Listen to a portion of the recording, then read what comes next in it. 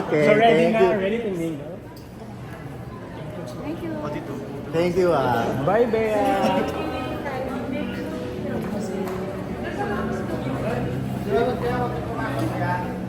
Dito na.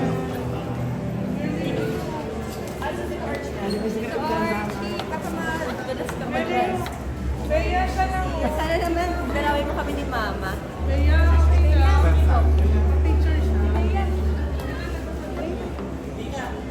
Papo nandun ka. Ayos mo, babe. Babe, bye-bye. Thank you. Babe, bye. Hello, good afternoon and congratulations sa exciting na soap ninyo. No? Ang question ko po first ay para sa mga mamamayamang asawa ng Bea, Carla, Ben, and Rafael. First question, ginawa na syempre, from now pa lang alam na namin na medyo maikli lang yung magiging participation is a show. No? So, tuho ko din dalawang questions. What made you say is, kahit short lang yung role and how do you intend to make it remarkable kahit ilang episodes na kayo mag-a-appear? So first, then, Rafael.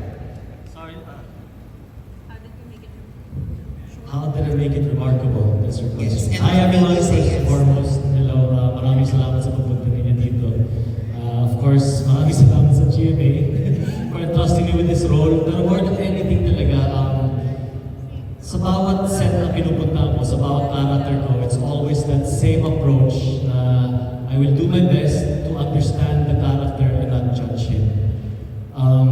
To be able to portray a character kasi, you have to accept them fully.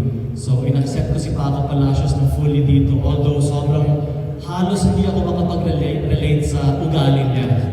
So, yung approach na ginawa ko this time, tulad ng sinabi niyo para magkaroon ng arca, which is up to the writers naman. Personally, what I did was my very best talaga.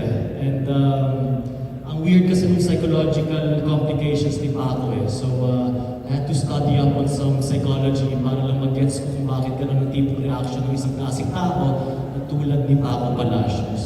So, I think sa 1 or 2 or 3 weeks, maybe 4, 5, 6, 7, 8, 9, 10, 12 weeks na kasama ako sa show, I believe na I portrayed Paco in a way na feeling ko hindi niyo siya makakalimutan. Gusto ko sabihin na di kwento kung paano, pero more than anything, I think you have to watch and judge for yourself kasi medyo bias kung magagaling sa akin eh.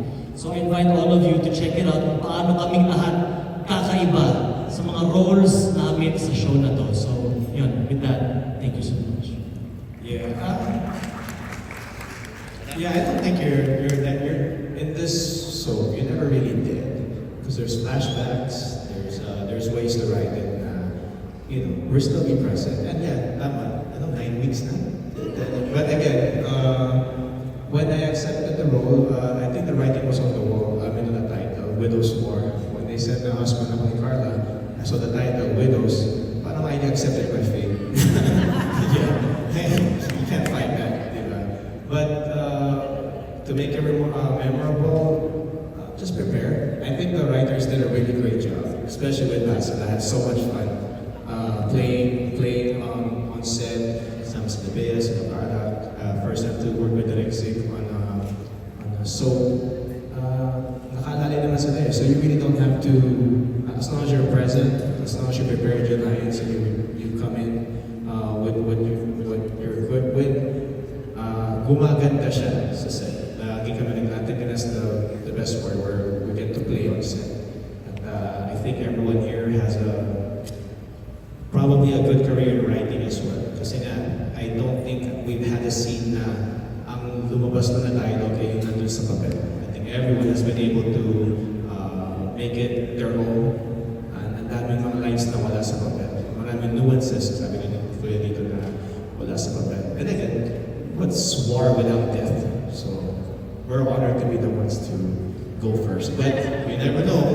There's a lot more to come, guys. Marami pa mga wala. There's, what's war without death and some blood? So, anyone here is up on the chocolate block.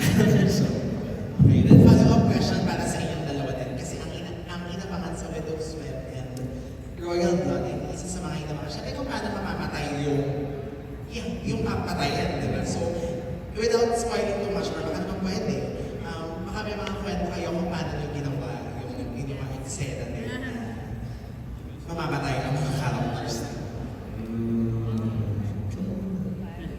sinabi ko sa'yo eh. Mas magaling ka sumagot bro eh. Kaya parang gusto mo na Ano yung Ikaw mo na Any story behind the scenes na kwento?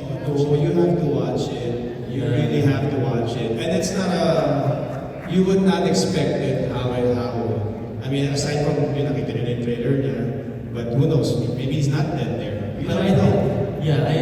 kung ano sinabi ni Ben, si Direct Sig has a very beautiful way of telling the story.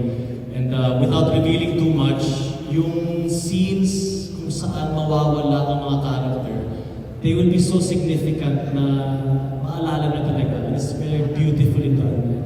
Personally, I had so much fun shooting them, and syempre pag nakahiga ka lang doon, nakapikit, di ba? Wala kang ibang nakikita kundi naririnig mo yung mga sinasabi nila, and more than anything, from them holding me, nararamdaman ko yung puso nila. So it was very intense. I can just admit right now na habang nakapikit ako at naririnig ko yung boses at nararamdaman ko yung energy nila, very sad, very strong energy of sadness. And So sana. for what it's worth, kahit we're only there for a few weeks, our characters are really well written. Buo siya. Like you wouldn't be, you can't say na ano siya, paying off for saying a guesting or cameo. It really is like, it feels like I know my character for a 20-week script na. Ganun siya kabuo. So, yeah, thank you to the writers. Thank you, CGMA. Great writing, so. Thank you, Bellingham. And last question na lang for Carla and Bea. Syempre friends kayo dito sa show.